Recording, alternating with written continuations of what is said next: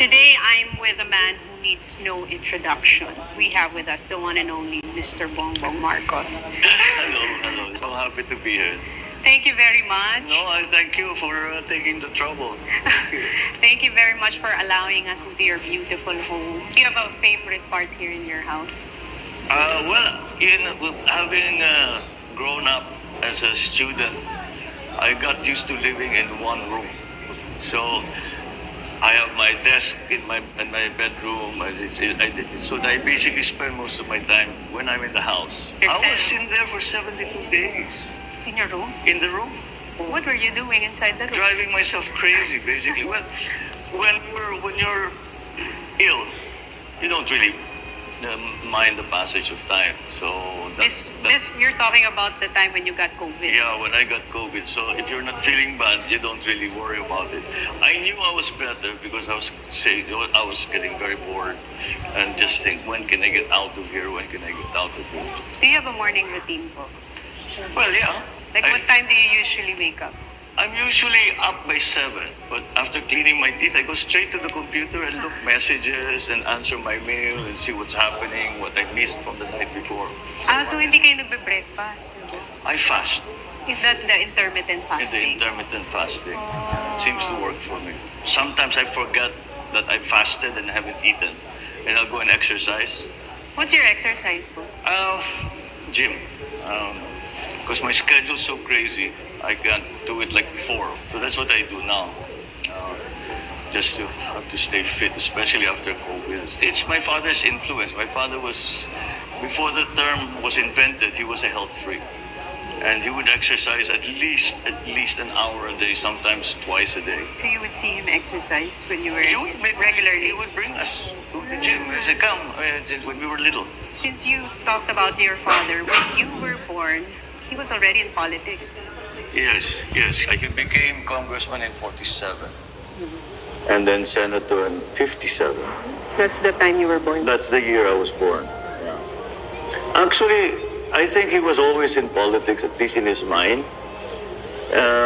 When I became governor of Ilocos Norte, I got to talk, since I was spending all my time there, I got to talk to some of his friends and the people who were around him when he was still living in Ilocos. And they said, 16 years old, I suppose the most single-minded person I've ever known. If it had nothing to do with his work, he just wouldn't spend time on it. Saan po kayo pinanganak? San Juan. No, pinanganak ako doon. So we lived in our house, which is still there, until 1965, when he won the presidency and we moved na to the palace. He won his presidency in 1965. You were 7 years old. Yeah, because I remember my first birthday in the palace was my 8th birthday. What was that like? Oh, it's amazing because my dad brought me to school. He woke me up. He came into my room. I was changing, ready to go to school. And he said, come, it's your birthday, I'll bring you. So he brought me. And I cannot forget, and my classmates cannot forget, there were those two yung ice cream. Nagbebenta ng sorbetes, Magnolia, and then Selecta pa nun. Yes. So, dalawa sila. So my dad made it Pacquiao. He said, we paid them some money, and he said, lahat ng hihingi ng ice cream, libre at habong araw kasi birthday ng anak ko. So I was the most popular guy. Anong school po kayo pumapasok? Nasa Green Hills. In Ortigas, yeah. So at 8 years old, you already lived in the palace. What was that like, growing up in Malacanang, in the palace? Well, in the early days, masaya kasi ang daming rooms, ang laki. Ang daming pupuntahan, ang daming you go down to the kitchen, you mess around with the cooks, and then you go to the CQ, you mess around with them, you play with them, you go to the park. So there's many places to go. Anong favorite place niyo dun sa Malacanang? I used to end up hanging out with the CQ all the time. I guess with the guys, The palace was so interesting. But as the time went on, the private part of the palace became smaller and smaller, and the office part of the palace became bigger and bigger. there was at one time that I came out in my pajamas. And my father was approaching with a state visitor. So I said, okay, that's not happening again. You do not leave your room until Fully dressed. you're ready to see people. How was your relationship with your father? My Time na dad, yun? Was he a disciplinarian? Was he strict? yeah, he was. His only thing was study hard. Yun lang talaga. Basta work hard, study hard. That was his main thing. As long as you're studying hard, you're okay with it. You got a lot of his traits. Kasi nga, di ba? Studying hard, you're okay with it. You got a lot of his traits. Kasi nga, di ba? You grew up watching him sa stage, giving speeches. So, marami sa mannerisms niya. Even yung size niya, nakuha niyo. Yeah, ang Waist. katawan namin is remarkably similar. From shoe size to waist, everything. That's why I was one of the lucky ones that when binibigyan siya ng regalo, I would raid his closet. My mannerisms, especially speaking, is very much my dad's. But syempre, from the time I was very small, we were already there in the back watching him make speeches. And he would teach a little bit about modulation and everything, but voice modulation and things like that. But mostly, what he would insist upon when we started having to speak was that learn it, don't read. The thing that's also that everybody says, my voice, is that we have the same voice. Di ba po when your dad was a president, sinasama niya kayo sa lahat ng kanyang mga visits in different parts of the world, and you have met some of the most powerful and influential people. You have even met the royal family. Yes. Some of the funnest parts would be my mom would call and says, I'm going to meet the Generalissimo Franco in Spain. You want to come? Of course. Get out of school, number one, di ba?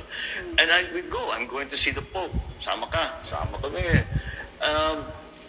I think it was a conscious effort of my parents to expose us. Because even the travel, like they would go to the provinces or they would go to especially yung mga Baguio, yung mga ganon, sinasama lagi kami. We were always there. So I think it was my parents that they really wanted us to see everything. Sino po yung na-meet nyo that made a huge impact in your life na hindi nyo makakalimutan?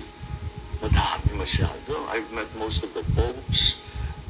I've met most of the secretary generals of the UN. In fact, I've met them all since youth. Si Indira Gandhi was one who really impressed me. And Maggie Thatcher. What do you think is the greatest lesson that you've learned from your father? Oh my. I learned so much from him. It's hard to... When it comes to work, marami siyang, like things like when you walk into a room, the guy, if you walk into a negotiation, whoever knows more wins. So I've always held that. So always work hard. Hard work is always rewarded. Things like that. He was not the type to sit you down and say that, alam mo, anak, ang ganito, ganyan.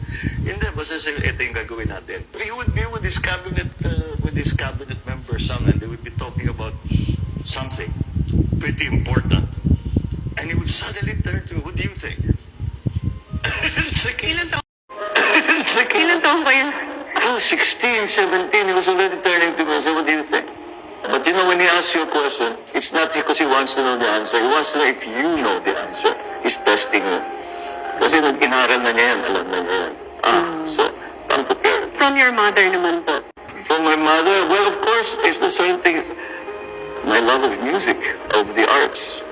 Because our house always had music playing. She was the one who used to take us to the theater, take us to museums. It really was her point of joy, really, was the arts. It wasn't normal. You didn't have there wasn't such a thing as a normal day. Every day was different. What formed the way I do things is how my father or my mother would react. It's having watched both of them handling the problems that they were confronted with on a daily basis. I think that's what really made my own personality when it came to such things. I would say that the many incidents that I watched them handle really taught me how to approach problems, how to take the challenges that inevitably come up. Speaking of yung handling life situations and problems, when people were marching towards EDSA, How did your father handle that situation? My father called me and he said, we have intelligence that this is about these people are moving and this is what they're going to do. I'm assigning you to work with the security to handle the defense of the palace. So that's from that day on, that's all I was doing. From that point, that Wednesday afternoon, naka-uniforme na ako. Because I just come out of the military also at the time. Kaya ako linagay, sabi niya, ikaw ang in charge sa defense ng palasyo. How was your father nung time po na yun? So he reverted back to his commander mode, wartime commander mode. Again, very calm, very measured. So nung nangyayari po yung rally sa EDSA, ano yung sinabi niya sa inyo? I remember saying, yung kalaban, sabi, ginigera na tayo. And he answered me, he said, I have spent my whole life defending Filipinos. I cannot hurt them now. That was it. I have spent my whole life defending Filipinos. I cannot hurt them now. That was it. Put your guns down, so we're not shooting anyone.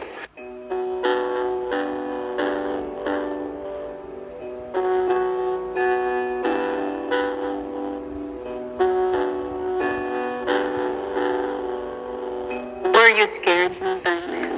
No, I wasn't. I can't say as I was. Because militarily, we had an advantage. It was just he chose not to fight. And then they took us to Clark. When we got to Clark, dinisarmahan kami, lilipad na kami sa Guam.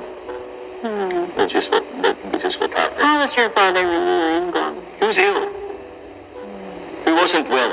He wasn't sleeping.